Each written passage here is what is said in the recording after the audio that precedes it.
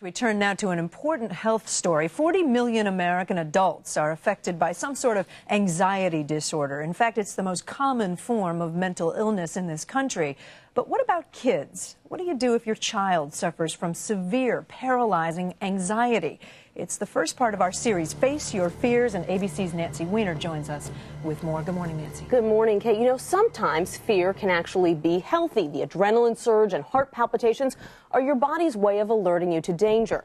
But with panic disorder, those intense feelings of fear return again and again, even when there's no danger at all. And for a child, it can be especially debilitating. Everyone has fears. Maybe yours is heights. Oh my God, oh my God, oh my God. Or bugs. Or confined spaces. There are thousands of known, studied phobias, from owlophobia, a fear of flutes, to xanthophobia, a fear of the color yellow. We had somebody who was deathly afraid of people hiccuping. They would not put themselves in a situation where they might be around someone who would be likely to hiccup. If you know what your fear is, you know how to avoid it.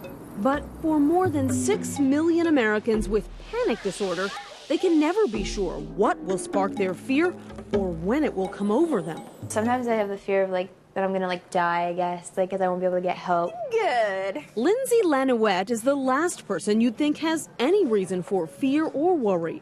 The 16-year-old from Falmouth, Maine is a great athlete, gets good grades, and has tons of friends. Yeah, thank you. But her panic attacks can set in at any time, and you can see it happening in English class. I'm always constantly moving my legs. I don't even know if it's a nervous habit. Or in the gymnasium. And my heart kind of starts racing a little bit, but I just get really nervous. Outside the familiar confines of school, it's even worse. I go to the mall by myself. Generally, it's I kind of dizzy.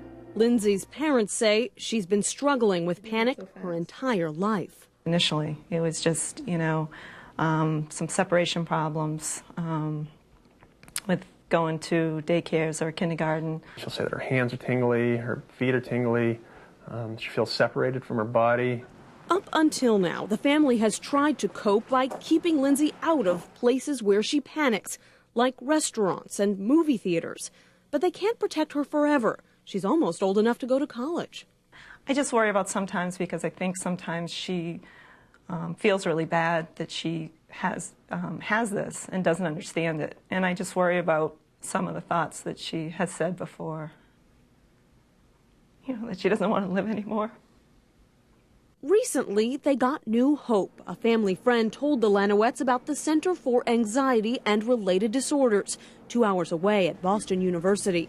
The center offers a 5-day intensive treatment program for adolescents like Lindsay.